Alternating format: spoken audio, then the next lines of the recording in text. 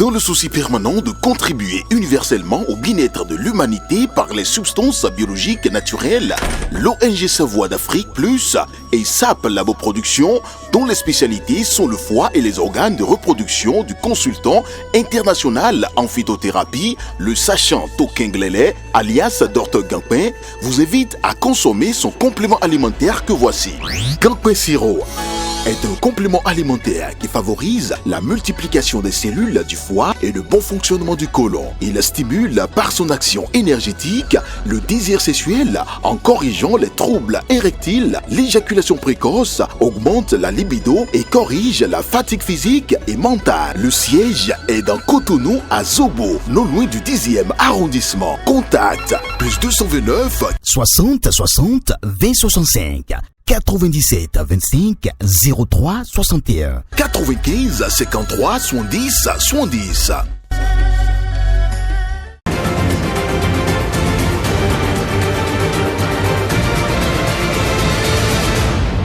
Guéry TV Monde, le leader des Web TV au Bénin. Lundi 22 avril 2024, amis internautes de Guéry TV Monde, bonsoir et bienvenue dans ce 19. Le chavirement de pirogues devient plus fréquent au Bénin, surtout en période de crue ou de pluie. À Diassé-Tokpa, un quartier de la capitale, les riverains prennent des mesures pour contrer ce phénomène. À Afamin, dans la commune de Bonou, l'édition 2024 de la fête d'Agosiwa a été célébrée par les membres de la collectivité. Les moments forts de cette fête traditionnelle sont à suivre dans ce 19. Et puis à l'étranger, Pascaline Bongo, soupçonnée de corruption passive d'agents publics étrangers, est désormais libre de ses mouvements. Les détails de sa comparution devant le tribunal correctionnel de Paris ce lundi sont à suivre également dans cette édition. Voilà pour le sommaire. Le développement, c'est dans un instant.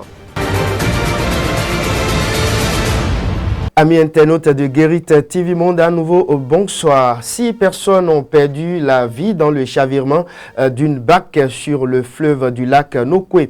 L'accident s'est produit ce dimanche 21 avril 2024. Hier donc, Latifat Kowe nous apporte ici des précisions sur les circonstances de ce drame. 6 morts, c'est le bilan du chavirement d'une pirogue motorisée sur le lac Nokwe le dimanche 21 avril 2024. Selon les informations de nos confrères du quotidien Le Matinal, les naufragés ont embarqué de Cotonou, précisément au niveau de Kpangkpang, dans les encablures du marché d'Antokpa pour Sotianhue, où ils doivent aller assister un proche qui a perdu un parent. Mais au milieu du lac Nokwe, la pirogue a chaviré à cause de la tempête qu'il y a eu dans l'après-midi du dimanche 21 avril 2024. Malheureusement, sur les 12 personnes qui étaient à bord, 6 sont mortes. 4 corps ont été déjà repêchés et 2 sont recherchés. Les 6 survivants ont été sauvés grâce à la promptitude des riverains. Les opérations de sauvetage ont été coordonnées par les éléments de la police républicaine, précise la même source. On reste toujours dans le même registre face à la récurrence des chavirements de barques sur les fleuves du Bénin. Des dispositions idoines s'imposent. Interrogés sur la prévention de ces accidents, quelques riverains du quartier Diassé-Tokpa situé dans la ville de Porto Novo évoquent les mesures anticipatives prises pour contrer ces accidents déplorables sur l'eau. Suivez-les au micro de David Yema et de Pléro Adelou.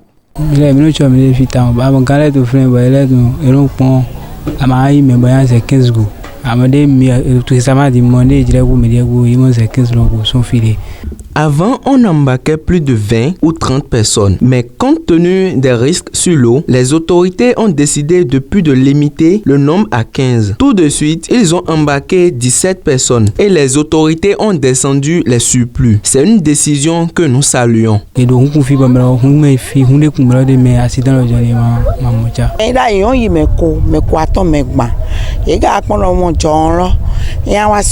Une barque ne peut transporter que 15 personnes. C'est surtout à cause de la force du vent sur l'eau et les nombreux risques de chavirement qu'ils ont pris cette décision.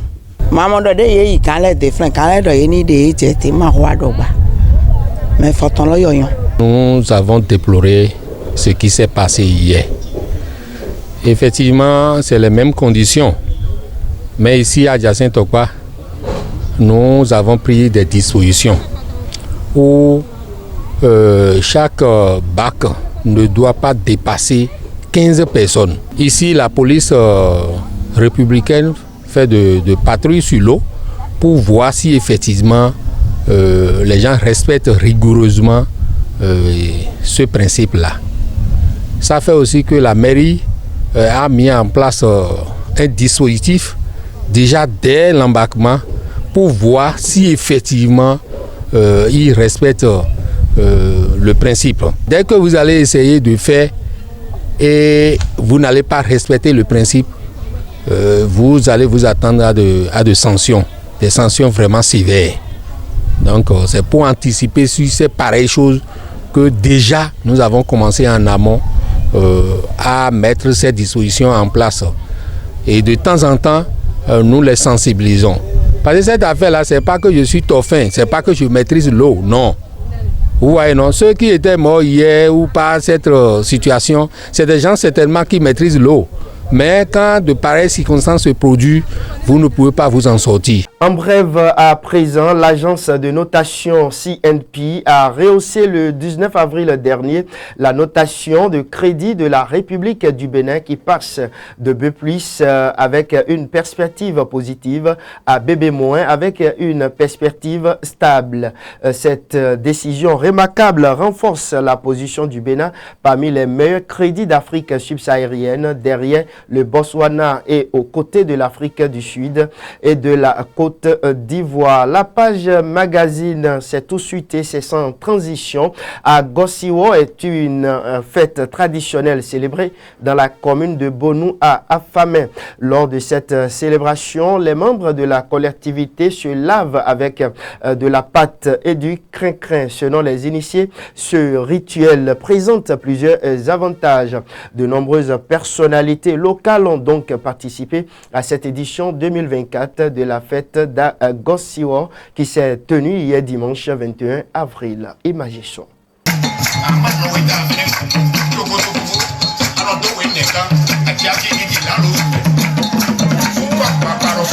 C'est quoi Agosiwo? Agosiwo, à ma souvenance, sinon à ma compréhension, c'est un rituel. Sinon une cérémonie que nous faisons à l'intention de cette femme qui est née d'une manière étrange chez nous. Vous voyez une femme qui est née, elle est sortie du ventre de sa mère avec un couteau, par exemple. La fête a commencé par perdre son caractère conciliateur que nous lui connaissions. Il y a des enfants aujourd'hui qui ne savent pas ce qu'on appelle Agosiwo. Il y a même des enfants de 50 ans qui n'ont jamais assisté à cela parce que nés à Cotonou, nés à Parakou, nés à Natitengu, nés au Nigeria, en Europe, etc. Ceux-là, nous avons pris l'initiative de les toucher, quel qu'en soit leur lieu de résidence, pour qu'ils viennent vivre la fête d'Agosiwo. Comme vous pouvez le constater, lors de la célébration de cette fête, les femmes de la collectivité se lavent avec de la pâte et du crin-crin. Oui, très bien, vous avez bien observé. Ce rituel-là, eh bien, c'est pour honorer ce que cette femme-là, ce fétiche-là, a voulu. Si vous êtes natif, une femme bien sûr, native de Ouémin, de cette collectivité-là, vous devez faire ce rituel. Si vous êtes femme de cette lignée-là, vous devez faire ce rituel. Et ouais, mais non, Wolile. Parce que ce rituel a été demandé par ce fétiche. Il y a une dame, pour ne pas la nommer, dit qu'elle veut savoir pourquoi on passe la pâte et les crincrins sur tout le corps. Mais, et pourquoi? Mais on ne le fait pas pour tout le monde. Il faut que ça soit un enfant de la collectivité. La pâte qu'on passe, c'est aux enfants, filles de la collectivité. Même nos épouses, on ne peut pas leur passer ça. Là, où vous avez vu là, quand nos femmes commettent des impairs, c'est là où on les amène. Ça ne dépasse pas ce que vous voyez comme creux de ma main. Mais quand elles n'arrivent pas à dire la réalité des impairs qu'elles ont commis, ça pèse plus de tonnes dans leurs mains. Jusqu'au moment où elle finit, la femme là qui a commis l'impair, de dire ce qu'elle a fait, les interdits qu'elle a commis dans la famille, dans sa famille d'accueil, je veux dire, chez son mari. Et ça, on est parvenu jusqu'à comprendre qu'une femme qui nous a épousés, a pris de l'argent chez son ex. Ça a attaqué son enfant. Jusqu'au moment où elle a dit ça, et les taïnos, comme on le dit, c'est quand ils vont, et elles lui ont donné, il y a une eau là. Il y a une potion qu'on leur donne.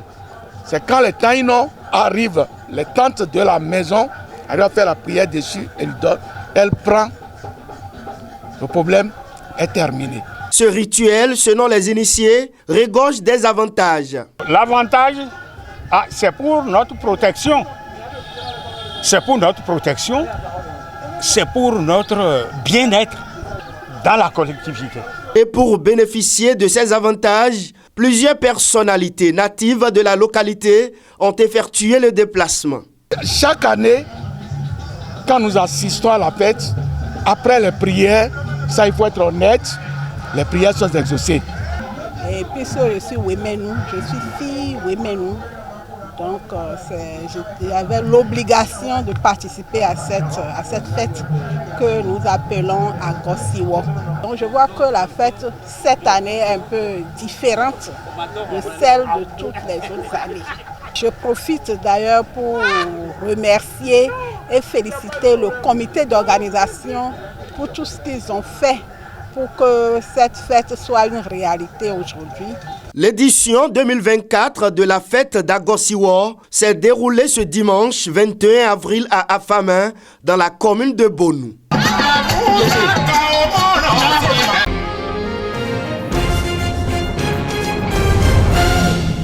C'est cette virgule qui annonce les informations hors de nos frontières. Pascaline Bongo, la fille aînée du défunt président gabonais Omar Bongo, soupçonnée de corruption passive d'agents publics étrangers au début des années 2010, au Gabon, a été relâchée ce lundi 22 avril 2024 par le tribunal correctionnel de Paris. Latifat Kouenou apporte ici plus de précisions. Aucune infraction n'a été retenue contre Pascaline Bongo qui n'était pas présente à l'audience. Pascaline Bongo, âgée de 67 ans, devant le tribunal judiciaire de Paris, elle avait rejeté les accusations du parquet national financier français. Celui-ci la soupçonnait d'avoir manœuvré à l'époque à travers sa société SIFT pour que le groupe français Aegis Route obtienne le marché de la désormais dissoute Agence gabonaise des grands travaux. Cela contre la promesse de 8 millions d'euros de rétrocommission. La juge a estimé qu'aucun élément n'avait montré qu'elle était intervenue, qu'elle avait tenté d'utiliser son influence. La corruption n'est donc pas caractérisée. Pascaline Bongo est relâchée, tout comme les cadres d'Aegis Route. Le tribunal a pourtant reconnu qu'on pouvait bien la qualifier d'agent public étranger l'étranger de par ses fonctions de haute représentante du président de la République, en l'occurrence son frère Ali Bongo à l'époque. Elle avait une fonction officielle avec une nomination par décret, un salaire de 2,6 millions de francs CFA. De plus, elle se trouvait très haut dans la hiérarchie protocolaire. Elle assurait donc un service public. Selon le tribunal, peu importe s'il s'agissait d'un titre honorifique, d'un placard doré ou que le chef de l'État ne lui ait rien donné à faire, elle était bien agent public chargé d'une mission, même si, au final, elle n'avait aucun pouvoir. Le tribunal a estimé toutefois qu'il n'y avait pas de preuve que la fonction de Pascaline Bongo lui donnait un pouvoir de décision sur les passations de marchés publics. Selon les juges, des indices et des ambiguïtés montrent qu'Egis Rout a pu penser que la fille aînée des Bongo pouvait faciliter sa candidature. Pour autant, le tribunal a estimé que l'ex-ministre n'avait pas joué de son influence. La corruption n'est donc pas caractérisée. Comme elle, l'avocate de Pascaline Bongo, l'homme d'affaires Frank Pink et les cadres d'Egis ont tous été relâchés. La page des sports de ce lundi, c'est avec vous, Patrice Ayonton, et on vous retrouve juste après cette virgule.